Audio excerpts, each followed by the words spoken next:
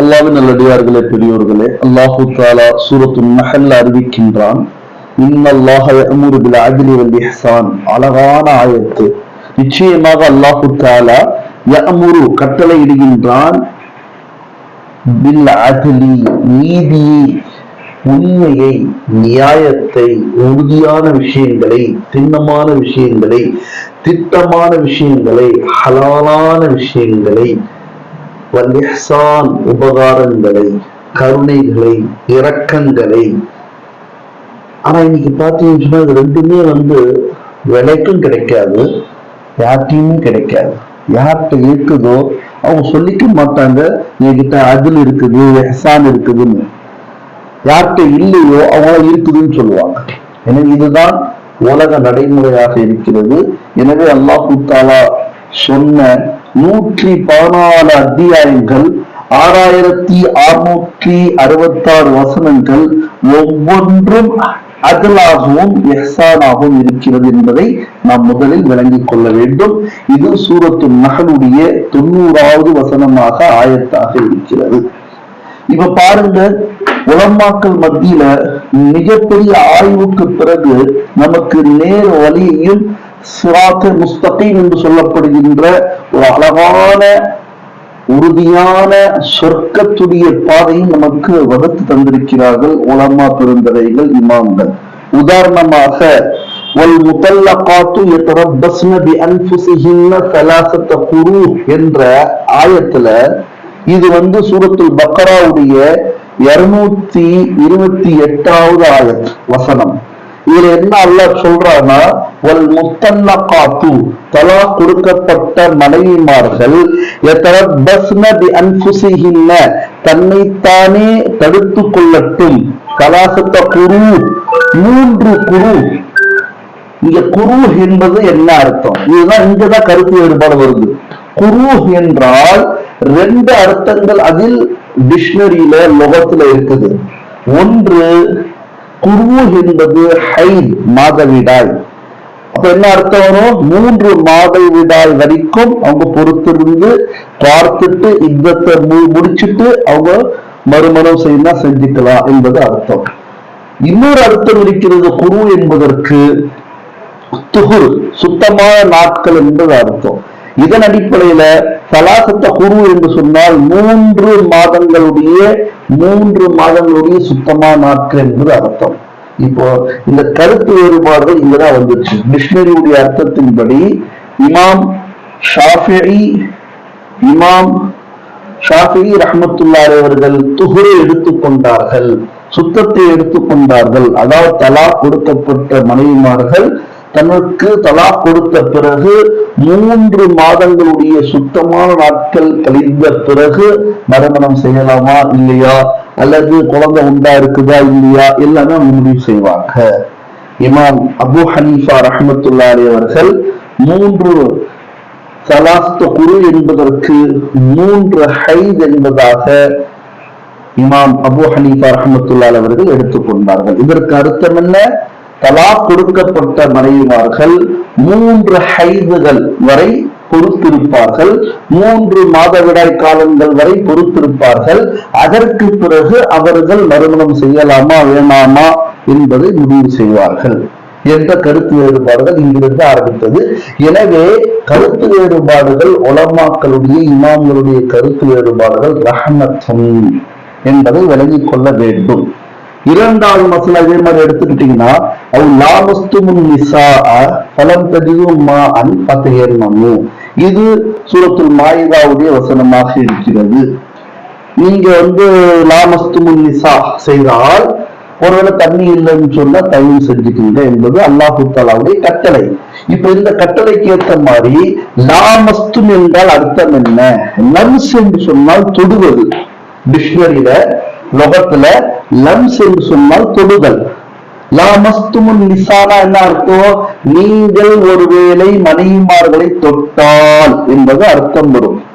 இங்கே இமாம் ஷாஃபிஈ ரஹ்மத்துல்லாஹி அவர்கள் எப்படி எடுக்கிறாங்கன்னு சொன்னா, தொடுவது சாதாரண முறையில மனைவி மேல கைப்பற்றுட்டாலே ஒசு முறிந்துவிடும், எனவே அவர் ஒசு செய்யணும் என்பதாக இமாம் ஷாஃபி ரஹ்மத்துல்லாஹி அவர்கள் எடுக்கிறாங்க. ஆனால் இமாம் அபூ ஹனீஃபா ரஹ்மத்துல்லாஹி அலைஹி லாமஸ்துமுன் நிசா என்பதற்கு அர்த்தம் வெறும் தொடுதல் அல்ல, மனைவியோடு இணைவது என்பதாக அர்த்தம் எடுக்கிறாங்க. மனைவியோடு இணைந்தால் ஒசுவும் முடியும், குளிப்பும் கடமையாகும். ஒருவேளை தண்ணீர் இல்லை என்று சொன்னால் தயவு செய்து கொள்ளலாம், குளிப்பிற்காகவும் அதே போன்று ஒதுவிற்காகும் என்பது இமாம் அபூ ஹனீஃபா ரஹ்மத்துல்லாஹி அலைஹி கருத்தாக இருக்கிறது, விளக்கமாக இருக்கிறது. இமாம் ஷாஃபி அதிகப்படியாக இஹ்தியாத்தன் பேணுதலுக்காக லவ்ஸ் என்பது தொடுதல், எனவே மனைவி சும்மா பேசிட்டு இருக்கும்போது தொட்டாலே ஒசு போயிடும் என்பது அவங்களுடைய கருத்து. பாத்தீங்கன்னா ரெண்டுக்குமே எந்த தவறான அர்த்தம் கிடையாது. வேற ஏதாவது கருத்து தெரிஞ்சா நீ பெரிய ஆலிம் மாதிரி இருந்தீங்க சொல்லுங்க பார்க்கலாம். ஐ மீன் நான் சொல்றது வந்து நமக்குள்ள யார் ஹஜ்ரத் வேணாம், இமாம் வேணாம், இமாம்கள் வேணாம், யாருடைய சொத்தை நாங்க எடுக்க மாட்டோம்னு சொல்றோமே, அந்த மாதிரி மக்களுக்கு நான் கேட்கிறேன், புரியுதுங்களா?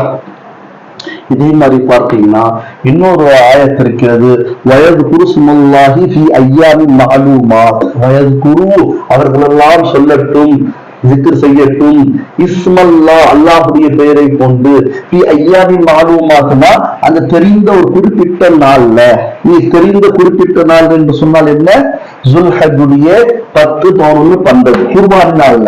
அப்ப என்ன செய்யுங்க, நீங்க அல்லாஹ்வுடைய பெயரால அல்லாஹ்வால் கொடுக்கப்பட்ட ரிசுக்காக வழங்கப்பட்ட குர்பானியை கொடுங்கன்னு சொல்றாங்களா. இப்போ ஐயாமின் மாலூமாத்துல வந்து அந்த ஐயாம்ல குர்பானி கொடுப்பது என்பது அர்த்தம். ஐயாம் என்பதற்கு லோகத்துல டிக்ஷனரியில என்ன அர்த்தம்னா, ஒரு அர்த்தம் பகலும் இரவும், இன்னொரு அர்த்தம் வெறும் பகலு, ரெண்டு அர்த்தம் இருக்குது. இததான் நீங்க கருத்து வேறுபாடு வந்துருச்சு. இமாம் மாலிக் ரஹ்மத்துல்லாஹி அலைஹி சொல்றாங்க வெறும் பகல் மட்டும்தான், அப்ப பகல் மட்டும்தான் நீங்க குர்பானி செய்ய முடியும் என்பது இமாம் மாலிக் ரஹ்மத்துல்லாஹி அலைஹி கருத்தாக இருக்கிறது. இமாம் அபூ ஹனீஃபா என்ன சொல்றாங்க, ஐயாம் என்றால் நாட்கள் என்று சொன்னால் இரவிற்கும் நாட்கள் தான் சொல்லுவோம், பகலிற்கும் நாட்கள் தான் சொல்வோம். அப்ப இரவிலும் குர்பானி கொடுக்கலாம், அந்த பகலிலும் குர்பானி கொடுக்கலாம். அதாவது ஜுல்ஹஜ்ஜுடைய 10 இரவு நேரத்தையும் கொடுக்கலாம், பகல் நேரத்தையும் கொடுக்கலாம் என்பது இமாம் அபூ ஹனீஃபா ரஹ்மத்துல்லாஹி அலைஹி விளக்கமாக கருத்தாக இருக்கிறது. எனவே எல்லா கருத்து வேறுபாடுகள் இப்படிப்பட்ட அர்த்தங்களை கொண்டு ஆதாரங்களுக்கு பின்னால் நடைபெற்றதை தவிர ஏதோ தன்னுடைய இச்சையின் காரணமாக எந்த இமாம்களும் செய்யவில்லை என்பதை நாம் நன்றாக விளங்கிக் கொள்ள வேண்டும். இதைவிட பலமான ஆதாரங்கள் நம்மிடத்தில் இருந்தால் நாம் அதன் மீது அமல் செய்து கொள்ளலாம் என்பதுதான் எல்லா இமாம்களுடைய கருத்து. சிஹாசித்தாவுடைய முசன்னிஃபீன்களாக ஆசிரியர்களாக இருக்கக்கூடிய உலமா பெருந்தகையுடைய கருத்தும் அதுவாகத்தான் இருக்கிறது. அதே மாதிரி பார்த்தீங்கன்னு சொன்னா இந்த கால்களுக்கு உதவு செய்யும் போது ஹிலால் செய்வாங்க. ஹிலால்லாம் வந்து இந்த கைகளுடைய ஹிலால் என்பது பாருங்க, இந்த ஹிலால் ஈரமான கையை நினைத்துக் கொண்டு இப்படி செய்வதற்கு பேர் தான் ஹிலால். அதாவது எந்த பாகத்துல எல்லாம் 2 விரல்களுக்கு மத்தியில தண்ணீர் போகாது தானாக, சில நேரத்துல சில சமயத்துல அந்த மாதிரி நேரத்துல ஈர விரல்களை கொண்டு தடவுறதுக்கு தான் ஹிலால். கால்கள்ல ஹிலால் செய்யலாமா என்று இமாம் மாலிக் ரஹ்மத்துல்லாஹி கேட்கும் பொழுது செய்யக்கூடாது, அதுக்கு செய்வது சுன்னத் இல்லை என்பதாக பல நாட்கள் பல காலங்கள் சொல்லிக்கிட்டு இருந்தாங்க. அப்புறம் ஒரு தடவை வஹப் இப்னு வஹப் ரஹ்மத்துல்லாஹி அலைஹி என்ற பெரியார் அவருடைய மஜ்லிஸ்ல இருந்தாங்க. எல்லாரும் போயிட்ட பிறகு அதபாக பணிவாக இருந்துச்சு, ஹஜ்ரத் அவர்களே ஒரு விஷயத்தை நான் சொல்லணும், நீங்க அனுபவத்தை நான் சொல்றேன்னு சொல்லும் பொழுது சொல்லுங்கன்னு சொன்னாங்க. என்ன, நீங்க சொன்னீங்களே ஹிலாலுக்கான ஆதாரம் இல்லை, அதனால சுன்னத்தில் என்கிட்ட ஆதாரம் இருக்கிறது என்பதாக காட்டினார்கள், சொன்னார்கள். தான் இடத்தில் இருந்து தன்னுடைய ஆசிரியர் பெருந்தகை வரை சென்று அதற்கு பிறகு சஹாபாக்கள் கேட்டதாக, அதற்கு பிறகு ரசூலுல்லாஹ் சொன்னதாக தெளிவான ஆதாரத்தை சொல்லும் பொழுது, இப்னு வஹப் ரஹ்மத்துல்லாஹி அலைஹி சொல்லும் பொழுது இமாம் மாலிக் ரஹ்மத்துல்லாஹி அலைஹி தன்னுடைய கருத்தை விட்டு ருஜூ செய்தார்கள், பின்வாங்கினார்கள். நான் ஏற்கனவே சுன்னத் இல்லை என்று சொல்லிக் கொண்டிருந்தேன் கால்களுக்கான ஹிலாலை, இன்று முதல் சுன்னத் என்பதாக சொல்கிறேன், காரணம் ஆதாரம் கிடைத்து விட்டது. சில சமயங்கள்ல உலமாக்களுக்கும் சரி, இமாம்களுக்கும் சரி, பெரியவர்களுக்கும் சரி சில விஷயங்களுடைய ஆதாரங்கள் கிடைக்காததன் காரணமாக ஒரு ஃபத்வாவை தரலாம். அதற்கு பிறகு கிடைத்த பிறகு ருஜூ செய்த சம்பவங்கள் அதிகமாக இருக்கின்றன என்பதை நாம் விளங்கிக் கொள்ள வேண்டும். எனவே உலமாக்கள் தன் இச்சையாக செய்யவில்லை, சொல்லவில்லை, அமல் பண்ணவில்லை என்பதற்கு இதெல்லாம் சான்றாக இருக்கிறது. அதே மாதிரி ஒரு காலத்துல சா தான் இருந்துச்சு. குறிப்பாக ரசூலுல்லாஹி ஸல்லல்லாஹு அலைஹி வஸல்லம் காலத்துல சா என்ற ஒரு அளவுகோல் இருந்துச்சு. சாக்கு என்ன அளவுகோல் என்று பார்க்கும் பொழுது இமாம் மாலிக், இமாம் ஷாஃபி சொன்னாங்க, சா என்பது 5 ரித்ஃபுல், ஒரு திஹாயி ரித்ஃபுல் சொன்னாங்க. சாவுடைய அளவு என்னன்னா 5 ரித்ஃபுல் ஆகும். ஒரு திஹாயி ரித்ஃபுல், திஹாயினா ஒரு ரித்ஃபுலை 3ஆக பிரிச்சு 3ல ஒரு பங்கு. இமாம் ஷாஃபியும் இமாம் மாலிக் ரஹ்மத்துல்லாஹி அலைஹி சொன்ன கருத்து சா என்பது 5 ரித்ஃபுலாக இருக்கிறது. 5 ரித்ஃபுல் பிளஸ் ஒரு சுலுஸ் ரித்ஃபுல், ரித்ஃபுல்ல ஒரு 3வது பாகம் சொன்னாங்க. இமாம் அபூ ஹனீஃபாவும் இமாம் முஹம்மது ரஹ்மத்துல்லாஹி அலைஹி சாஹிபுன்னு சொல்லுவாங்க, இமாம் அபூ யூசுப் ரஹ்மத்துல்லாஹி அலைஹி, இந்த 3 ஹனஃபி உலமாக்கள் சொன்னாங்க சா என்பது வெறும் 8 ரித்ஃபுலாக இருக்கிறது என்றாக சொல்லிக் கொண்டிருந்தாங்க. 8 ரித்ஃபுலுக்கு தான், 8 ரித்ஃபுலுடைய அளவுதான் ஒரு சா. இமாம் மாலிக், இமாம் ஷாஃபி சொன்னாங்க 5 ரித்ஃபுல், ஒரு சுலுஸ் ரித்ஃபுலுடைய அளவுதான் ஒரு சா என்று. பல நாட்கள் கழிந்த பிறகு இமாம் மாலிக் ரஹ்மத்துல்லாஹி அலைஹியும் இமாம் அபூ யூசுப் ரஹ்மத்துல்லாஹி அலைஹியும் சந்திக்கிறார்கள். அந்த நேரத்துல இமாம் மாலிக் ரஹ்மத்துல்லாஹி அலைஹி சொன்னாங்க, ஒரு சாவை எடுத்துக்கொண்டு சொல்லி சொன்னார்கள், இந்த சா நாங்க சொன்ன மாதிரி 5 ரித்ஃபுல், ஒரு சுலுஸ் ரித்ஃபுலாக இருக்கிறது. இது ரசூலுல்லாஹி ஸல்லல்லாஹு அலைஹி வஸல்லம் அவருடைய காலத்தில் பயன்படுத்தப்பட்ட சா என்று காமித்தார்கள். இதனை கவனித்த இமாம் அபூ யூசுப் ரஹ்மத்துல்லாஹி அலைஹி அவர்கள் சொன்னார்கள், என்னுடைய ஆசிரியர் அபூ ஹனீஃபா ரஹ்மத்துல்லாஹி அலைஹி அவர்கள் இருந்தாலும் சரி, என்னுடைய நண்பர், என்னுடைய ஹம்சபக், என்னுடைய கிளாஸ்மேட் ஹஜ்ரத் முஹம்மது ரஹ்மத்துல்லாஹி அலைஹி அவர்கள் இருந்தாலும் சரி, இதனை பார்த்தார்கள் என்று சொன்னால் நாங்கள் சொன்ன கருத்தை வாபஸ் வாங்கிக் கொள்வார்கள் என்று சொல்லி சொன்னார்கள். இனிமே சா என்பது 5 ரித்ஃபுல், ஒரு சுலுஸ் ரித்ஃபுல், ஒரு ரித்ஃபுலுடைய 3வது பாகம் தான் அது அளவுகோல், 8 ரித்ஃபுல் அல்ல என்பதாக பிரபல்யமான ஒரு இமாம் அவர்கள் ருஜு செய்தார்கள். அப்ப என்ன தெரியுது, யாருமே தன்னுடைய மனோ இச்சையின்படி கருத்து சொல்லவும் மாட்டார்கள். அல்லாஹ்வை பயந்த தோழர்கள், அல்லாஹ்வை பயப்படுகின்ற அடியார்கள், அல்லாஹ்வுடைய இறை நேசர்கள் எதையெல்லாம் சொன்னார்களோ, எதையெல்லாம் செய்தார்களோ அவைகளெல்லாம் அல்லாஹ்வுக்காக செய்தார்கள், ரசூலுக்காக செய்தார்கள், அவருடைய மனோ இச்சைக்காக செய்யவில்லை என்பதற்கு இதெல்லாம் சான்றாக இருக்கிறது. அதே மாதிரி விளங்கும் போது சில தவறுகள் அல்லது சில குறைகள்லாம் வரது உண்டு. ஒரு ஹதீஸ் இருக்குது, மிஃப்தாஹு ஸலாத்தி அத்-தஹூரு, தொழுகையுடைய திறவுகோல் வுஸுவாக இருக்கிறது. தஹ்ரீமுஹா அத்-தக்பீரு வ தஹ்லீலுஹா அத்-தஸ்லீமு, அதாவது அந்த தஹ்ரீமுஹா மற்ற விஷயங்களை ஹராமாக்கக்கூடியது தக்பீரு, மற்ற விஷயங்கள் செய்ய ஆகமானதாக ஆகக்கூடியது தஸ்லீம் என்பதாக சொல்லப்படுது. இதற்கு அர்த்தம் என்ன, தஹ்ரீமுஹா தக்பீரு, மற்ற விஷயங்கள் ஹராமாயிரும் தக்பீர் சொல்லிட்டா அப்படின்னா, தொழுகைக்கு தக்பீர் கட்டிட்டீங்கன்னா எதையெல்லாம் ஏற்கனவே ஹலாலா இருந்துச்சோ, தண்ணி குடிக்கிறது ஹலாலா இருந்துச்சு அது கூடாது, தொழுகையில சலாம் சொல்றது ஹலாலா இருந்துச்சு அதெல்லாம் கூடாது, சாப்பிடுவது கூடும் அது ஹலாலா இருந்துச்சு, தொழுகையின் காரணமாக தக்பீரின் காரணமாக கூடாது. தஹ்ரீமுஹா தக்பீர், தக்பீர் சொல்வது அதற்கான தஹ்ரீமாக இருக்கிறது, தொழுகைக்கான தஹ்ரீமாக இருக்கிறது. சலாம் சொல்வது அந்த தடுக்கப்பட்ட எல்லாமே மறுபடியும் ஹலால். தஹ்லீலுஹா தஸ்லீமு, தஹ்லீலுஹா எதெல்லாம் ஏற்கனவே ஹலால் இருந்துச்சோ அதெல்லாம் மறுபடியும் ஹலால் ஆக்கக்கூடியது தஸ்லீமு, சலாம் சொல்வது, தொழுகை விட்டு வெளியேறுதல் என்பதாக ஹதீஸ். இங்க என்ன கருத்து வேறுபாடுனா, தொழுகை ஆரம்பிப்பது தக்பீர் தான், இதுதான் சுருக்கமான செய்திங்க. தொழுகை ஆரம்பம் செய்வது தக்பீர், அல்லாஹ் அக்பர் சொல்லணும். இதை இமாம் ஷாஃபி ரஹ்மத்துல்லாஹி அலைஹி சொல்றாங்க, அல்லாஹு அக்பர் என்றுதான் சொல்ல வேண்டும். இமாம் அபூ ஹனீஃபா ரஹ்மத்துல்லாஹி அலைஹி சொல்றாங்க, அல்லாஹு அக்பர் என்று சொல்லக்கூடிய இடத்துல அதே அர்த்தத்தை சொல்லக்கூடிய வேறு கலிமாக்கள் இருந்தாலும் சொல்லலாம். ஏனென்றால் இங்கே அஸ்மத்தை இலாஹிதான் நோக்கம், கிப்ரியாயி இலாஹிதான் நோக்கம், அல்லாஹுடைய உயர்வுதான் நோக்கமே தவிர அல்லாஹ் அக்பர் என்ற வார்த்தை மட்டும் தான் நோக்கம் அல்ல என்பதாக கருத்து வேறுபாடுகள் வந்தது.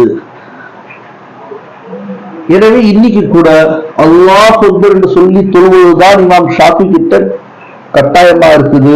நம்ம கிட்ட அல்லாஹுல் கபீர் சொல்லலாம், அல்லாஹுல் அசீம் சொல்லலாம். அதே அர்த்தத்தை பொதிந்து வைத்துக் கொண்டிருக்கக்கூடிய, பொதிய வைத்துக் கொண்டிருக்கக்கூடிய, தனக்குள் வைத்துக் கொண்டிருக்கக்கூடிய கலிமாக்கள் எதுவாக இருந்தாலும் அல்லாஹ்வை பெருமைப்படுத்தக்கூடிய, உயர்வை காட்டக்கூடிய கலிமாக்களாக இருக்குமே ஆனால் நிச்சயமாக சொல்லலாம் என்பது இங்கே அபூ ஹனீஃபா ரஹ்மத்துல்லாஹி கருத்தாக இருக்கிறது.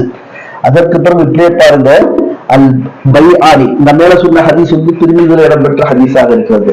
அல் பைஆனி பில் ஹியாரி மாலன் யதஃபர்ரகா, இது புகாரில 2979வது ஹதீஸ். அல் பைஆனி பில் ஹியாரி மாலன் யதஃபர்ரகா,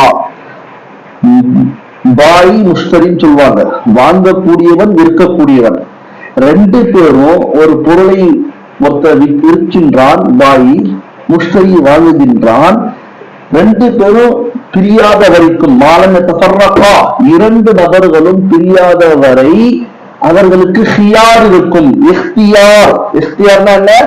வாங்கிய பொருளை திருப்பி தரலாம், இல்ல விற்ற பொருளை திருப்பி வாங்கிக்கலாம் என்பதாக ஹதீஸ். இந்த ஹதீஸ் புகாரில இடம்பெற்ற ஹதீஸ், ஹதீஸ் நம்பர் 2079வது ஹதீஸ்.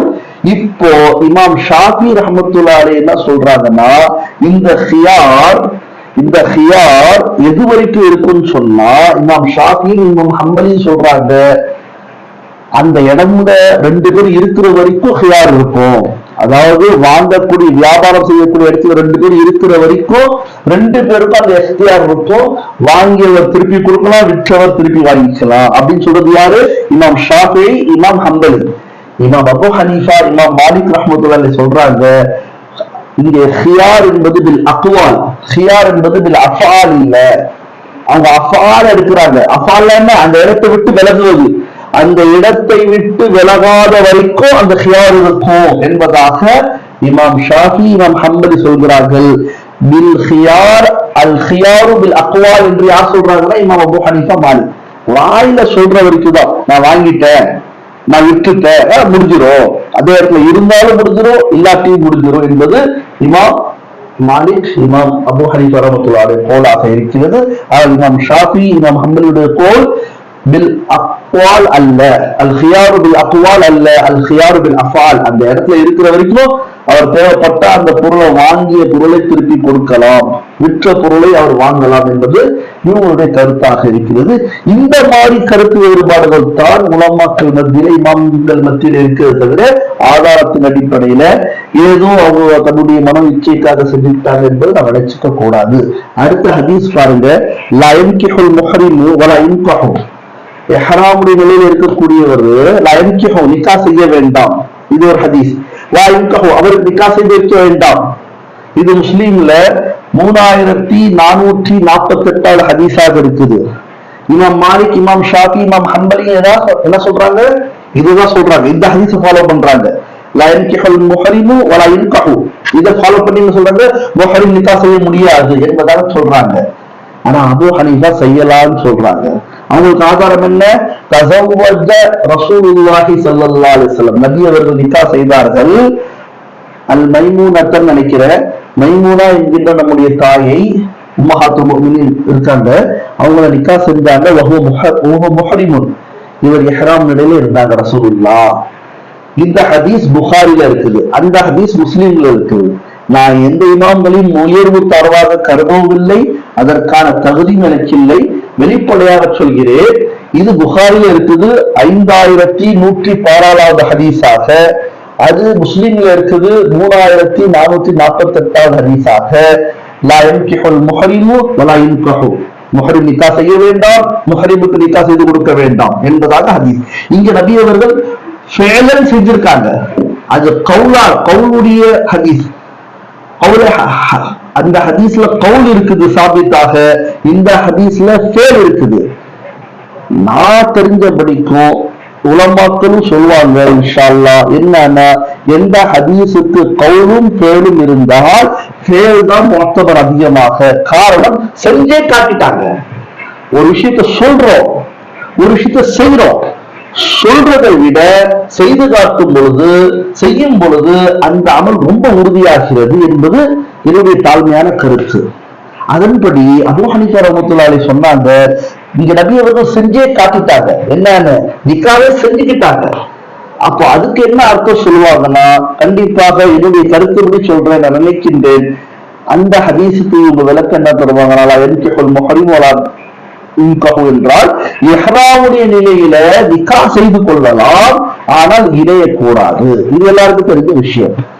எனவே அந்த நபி சொஹபத்துக்காக இணைவதற்கான நபியை தவிர நிக்கா அகத நிக்காவுக்காக இல்லை என்பதை நாம் விளங்கிக் கொள்ள வேண்டும். இருந்தாலும் அந்த மூத்த உலமாக்கள் அதை எடுத்துக் கொள்கிறார்கள்.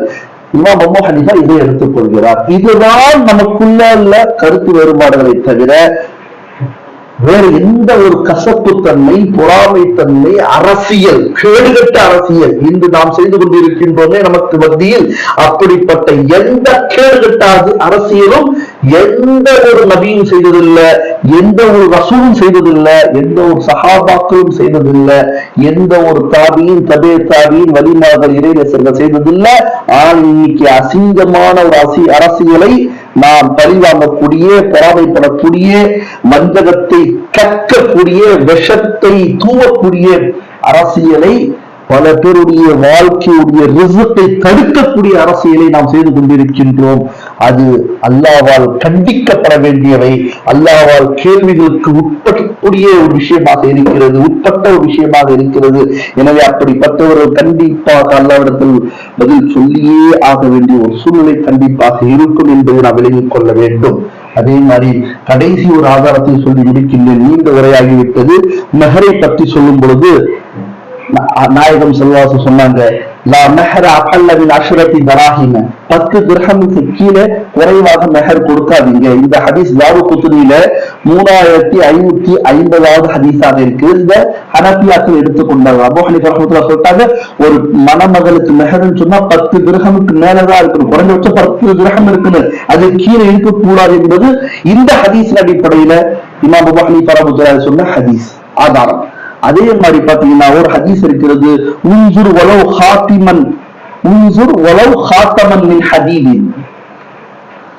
ஒரு சஹாபிக்கு சொன்னாங்க, ஏதாவது மெஹர் இருக்கான, அவர் இல்லைன்னு சொல்லிட்டு வந்தாங்க. நீண்ட சம்பவம் கடைசி போய் தேடி உன்சுர் பாருங்க, வலவ் ஹாத்தமன், ஒரு மோதிரமாக இருக்குதா பாருங்க, மின் ஹதீதின்,